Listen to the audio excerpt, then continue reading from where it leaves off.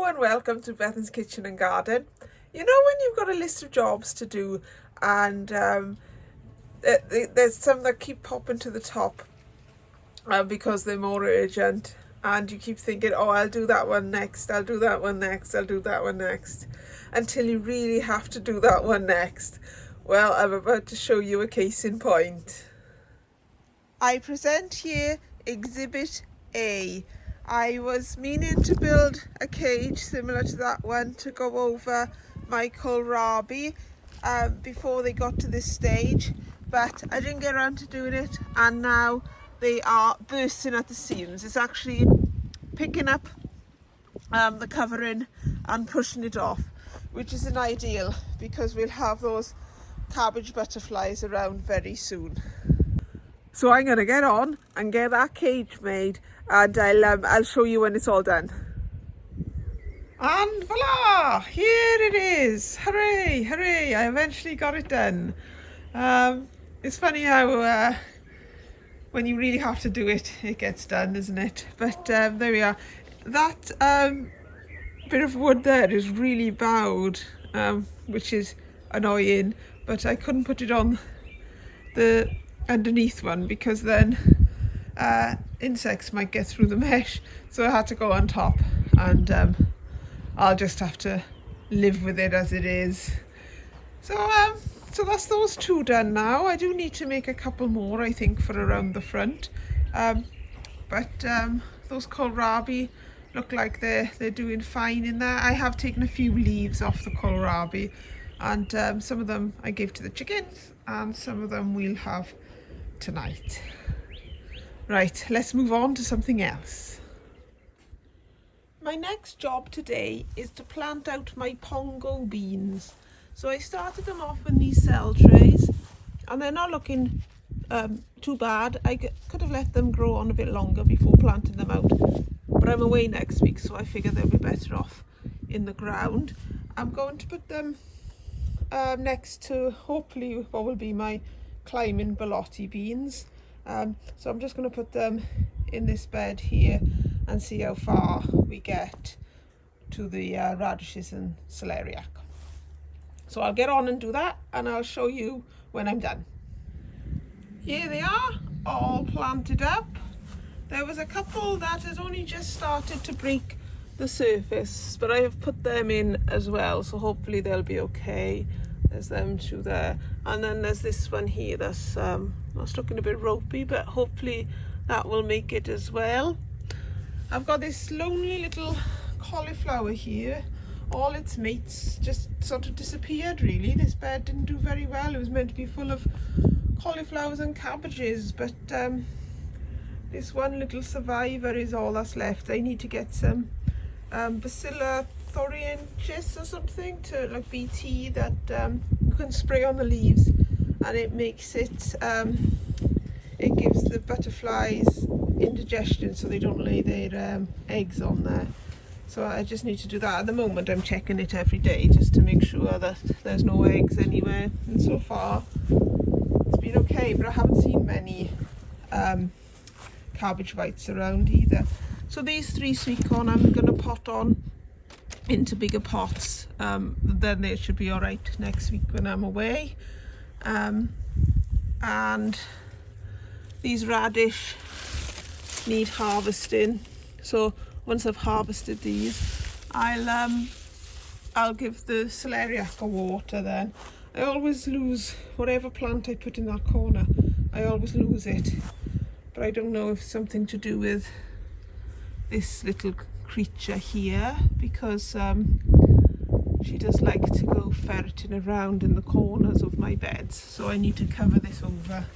I foolishly thought I could grow it without covering it, but I think it'll have to be covered. Now, my next job, I want to try and plant out my little sunflowers today.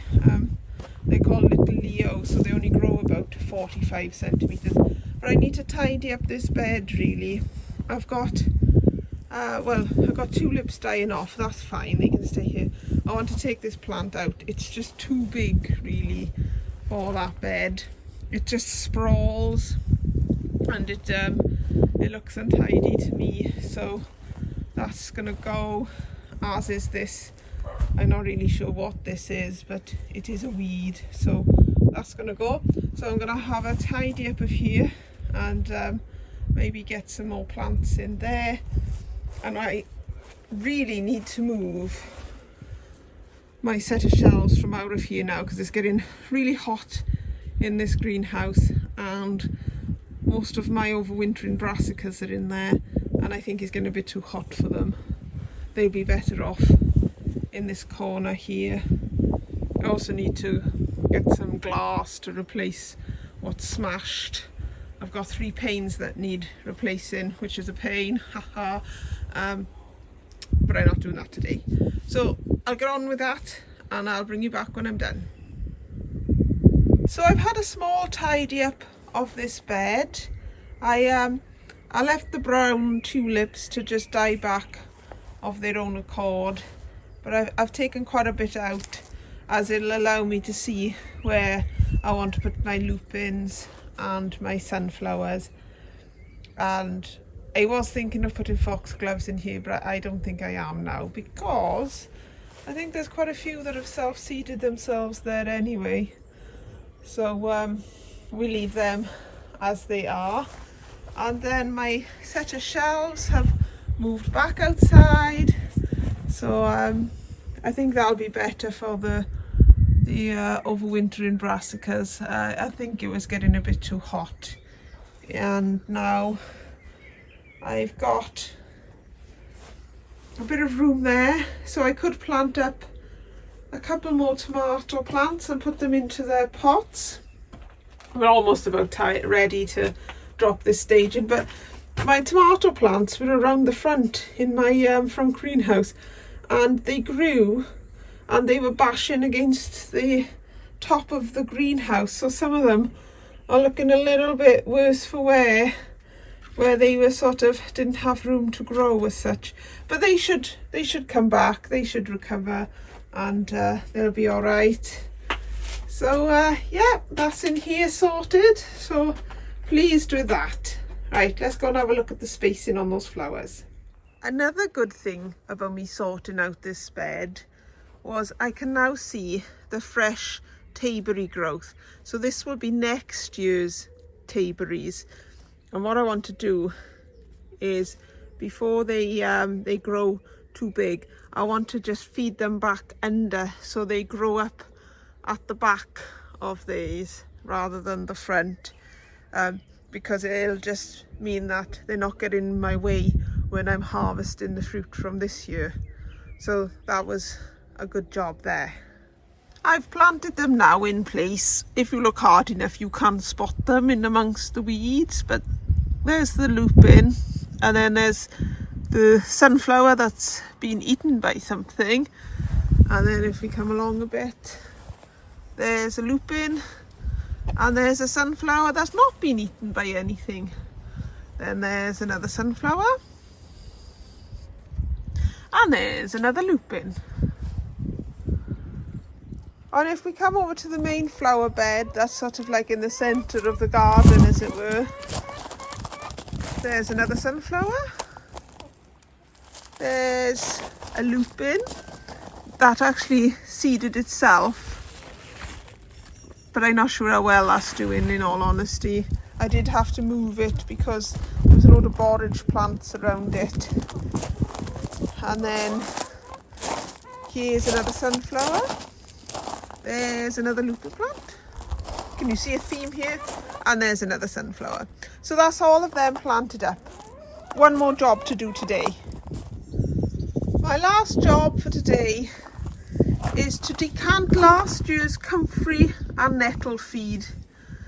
They're both in these pots here, so I just need to empty them out and then make some more comfrey.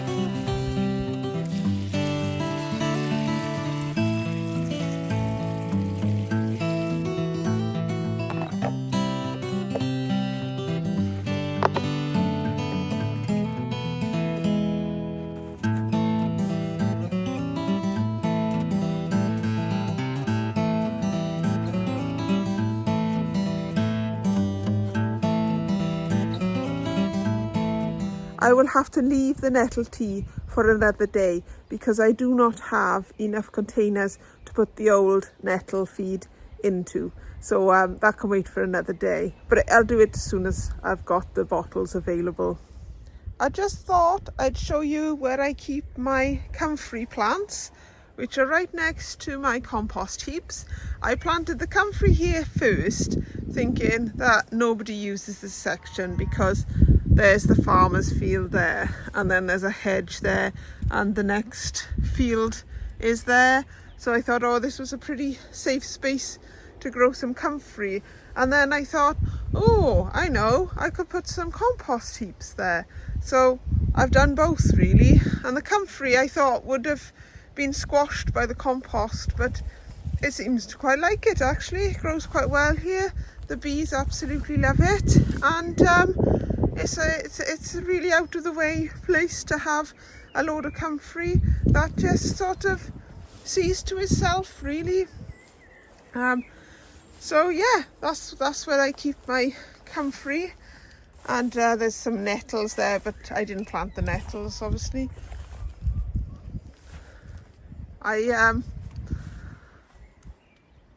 This is the compost heap I built here, and I'm hoping to grow some more comfrey just to put up the side here along with some foxgloves. I've already sown the foxgloves, but I just thought that that would make this side of the fence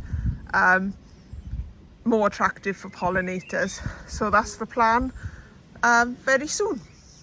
Before I go, let's have a look at the harvest for this coming week. We've got the first of the strawberries. That is the first picking of strawberries this year, and they do look quite good, I gotta say. And then I've got one chive flower. There are more chive flowers, there's a lot more, but I was sorting out the chives and taking away all the dead stems and things, and this one got snapped off. So I thought, oh well, we'll have that in a salad. Some spring onions. Well, these are the Elsa Craig onions I've multi-sown, so I'm just growing them on as spring onions. But I was pleased with what I saw, because hopefully it means that my Elsa Craig onions that are around the front are doing the same thing, which is bulbing up, which will be great. These radish are monsters. I've left them in too long, so I don't know if they'll be any good. They were in the carrot bed. I've got the Chinese kale, broccoli, so there's sort of like a handful of that. This is, oh, I can't think of the name of the lettuce now, Lola Rossa. So we've got a harvest of that as well. The asparagus, more asparagus. We've done well for the asparagus. Then I've got the kohlrabi leaves there, and then I've got the radish from where I sowed the beans in that bed there.